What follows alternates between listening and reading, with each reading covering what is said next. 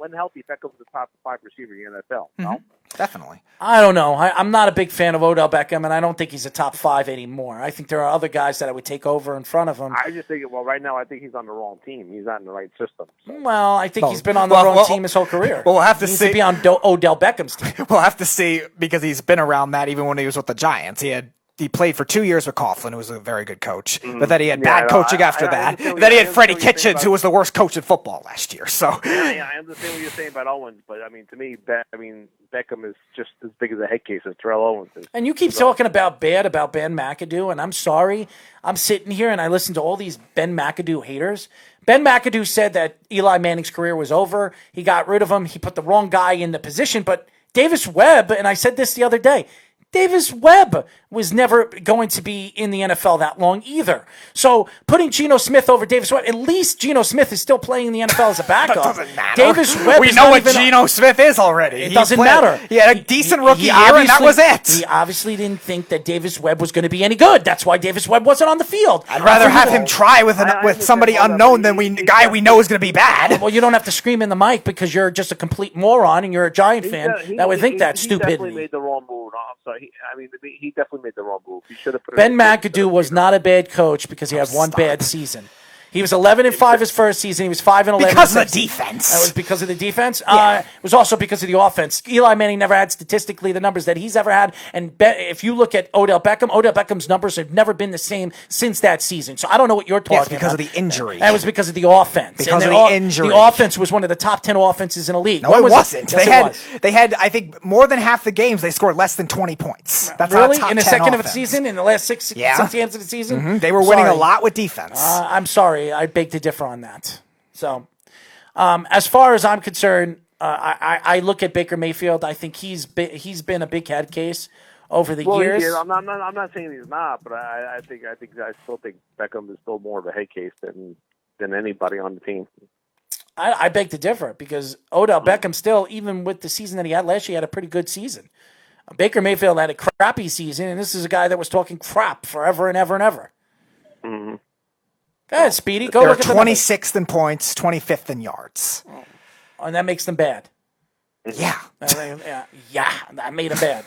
They were 11-5, and their offense was because of their pretty good defense. In their second half of the season, they were very good. You don't have the second half numbers, but in the second half of the season, the last 5 or 6 games of the season, they were one of the best offensive teams in football. Let's see. So in the second half of the season, so that's after we'll do that after the week 8 bye week. They scored 28 on the Eagles. Okay, fine. They had 302 total yards of offense, which is average. 21-20, they beat the Bengals. 351 yards, 21 points. Both kind of, 351 is probably above average and 21 is very average. A Bears team that was very bad that year. Their defense was really bad. 329 yards, 22 points. Yeah, not great. The Browns, who were a 1-win team, let's see, they only had 296 yards against and 27 points, one of which was a defensive touchdown. The Steelers, they lost. They scored 14 points, 234 yards. The Cowboys, they won 10-7, 260 yards of offense. The Lions, they won 17-6, 300 yards of offense. They lost to the Eagles the next week. They had 470 yards, but they only had 19 points. Bad red zone play calling on Ben McAdoo. And then the last game of the season, they beat the Redskins 19-10 with 332 yards of offense. Yeah, 332 which yards is average. Average. They're still their numbers. Go look at all the other teams that year. Go look at all the other teams in the second half of the season. And they won the majority of the games in the second half because of their defense. Their defense wasn't as good as you're making them out to be. They had great stats. I think they were second or third all purpose. I think they were second. I think they were second yardage and 5th points, if I remember correctly. Mm-hmm. And that's a really good defense. And their offense made plays. You said Beckham's not a top 5 receiver anymore. I don't. I don't think he's a top 5 wide receiver. Why don't you think that? Because Odell Beckham hasn't really shown me in the last couple of seasons where you can put him in the top 5. I mean, his numbers, if you're an elite wide receiver, you're going to do elite things. In Odell Beckham, the last 2 seasons has not been elite. I mean, he's coming back from an injury. What was his numbers last year?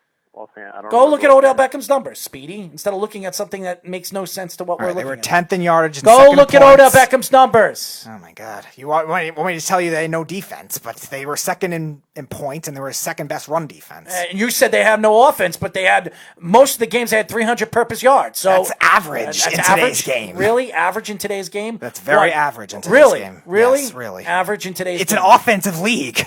Go ahead, Speedy. Get me Odell Beckham's All right. numbers. Well, from and which shut up. year? Last year. All right. He had Right 74 there. catches, 1,035 yards, four touchdowns. That's not a top 5 wide And receiver what numbers. was the year before? He was hurt the year before. He was hurt the right? year He was before. here the year before. 12 games. He had 77 catches, 1,052 yards, and 6 touchdowns. That's not a top to me. That's For not 13 games. Or 12 games. 12 games. That's pretty good. That's on pace. If he's averaging 87. Speedy, I'm not talking about pace. I'm talking about what he did that year. He had 4 touchdowns, 6 touchdowns for 1,052 and 1,035. That's For not 12 elite. games, That's not elite. That's not really elite. good for 12 That's games. not. Yeah, and if you look at the games, he had big games in like 3 or 4 games, and some games that he did terrible in. Okay, Well, so what year was his breakout? What was his best year? His best year was probably 2015. 96 catches, 1,450 yards, and 13 touchdowns. he had 3 great seasons back to back to back years, and then he had 302, 1,052, and 1,035. To me, those aren't elite wide receiver numbers. But he was also held back by awful coaching and bad offensive lines. And The that's Browns not- had a bad offensive line. And that's not an excuse. That's not an excuse. My excuse here is he's not a top 5 wide receiver as far as I'm concerned in the last 2 seasons. He's not. Now, is he a top 10? Yes, he's probably 6 or 7. But I'm not putting him in my top 5 because, again, if you want me to put numbers together, let's put AJ Green. Besides the last 2 years, AJ Green's numbers has been elite numbers throughout his career. AJ Green, if you want to put him, I don't think Odell Beckham's even anywhere close to what AJ Green is in his career. Maybe if you're comparing the 2 primes, but we're comparing now. We're not talking about legacy here. I think we're talking about, All right, 2017 when he played, he had 1,078 yards. okay, which is pretty similar to what Odell had in 2018. And And he wasn't he played the and full he wasn't season. at a top, and he wasn't a 16 top 5, right, and he wasn't a top 5 wide receiver that year either. Right, but he played all 16 games that year. So we're comparing AJ Green's 17th season with Listen, Beckham's 18th season. nobody's complaining about Odell Beckham's Odell injury. played 12 games. Again, and he's an injury-prone player. So to me, he's So was not a AJ top- Green.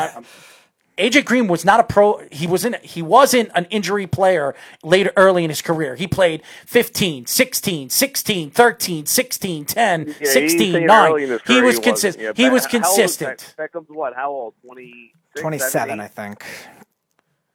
You could say whatever you want, Speedy. Odell Beckham is not a top 5 wide receiver in this league. How old is Beckham? But then who is? It's not AJ Green, not anymore. I didn't say AJ Green. Okay, so, all right. Hopkins, Michael Thomas, Julio Jones. Who else would you put above them? I'm just curious. Who? DeAndre Hopkins, Michael Thomas, and Julio Jones. Those are the 3 I will be willing to put above them. The kid on Tampa. I'd put over him. Mike Evans. Yep. He's a little inconsistent for my liking, but again, talent-wise, he's up there. Go look at his numbers to Odell Beckham's the last 3 years. They're better. A lot better. Who else would I take over in front of Hill? I would take Tyreek Hill over Odell Beckham. A guy who has Patrick Mahomes and Andy Reid to help him. Okay. Okay. Tyreek Hill has better numbers. And again, I'm looking at numbers and I'm looking at statistics of what we're trying to do and comparing to. I don't want to hear about the coach. They wanted the coach there. I don't want to hear about the ownership over there. Everybody thought they were Super Bowl contenders with the talent that they had, and they didn't have it. So go ahead, Mike Evans. What is this? All right, Mike Evans had a great 18 season, 86 catches, 15, 24, and 8 touchdowns. So that was better than anything Odell's had recently. Last year, 67 for 1157. Better than and 8 Odell and had the touchdowns. same amount of games that they played. Yeah, 13 games. Well, Okay. if you want to Okay. talk about numbers, I mean, Cooper had better numbers than Odell, so. Yeah, but Cooper also had some really dud years, too. Just go with the numbers. saying. In the last 2 or 3 years, he's had better numbers than Odell The last Beckham. 2 He's years, a better- Cooper has a better numbers than So Odell. there you go. Last 2 Tyreek years. and Tyreek Hill is in front of Odell Okay. Beckham too. Did Amari Cooper have to play with Freddie Kitchens as his coach and a terrible offensive Doesn't matter, line? Speedy. Who had better numbers? Okay, you have to judge Well, that circumstances. doesn't matter. Otherwise, you don't get targets. I don't- or you don't get good throws. I don't think Amari Cooper is right there with Odell Beckham. I don't, but I think Amari Cooper's right there. All right. You can argue. We're talking about numbers. Mike, all right. You want to see his 2018 season, Mike?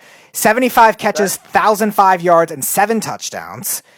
in 15 games, which is not better than Odell's 18 season when he played 12 games in any of those numbers. Maybe besides catch rate, but again, he didn't have to play with a terrible offensive line. Oakland had a good offensive line. It doesn't matter what they're playing with, Speedy. They're out there. Circumstance matters. You don't get targets on good throws otherwise.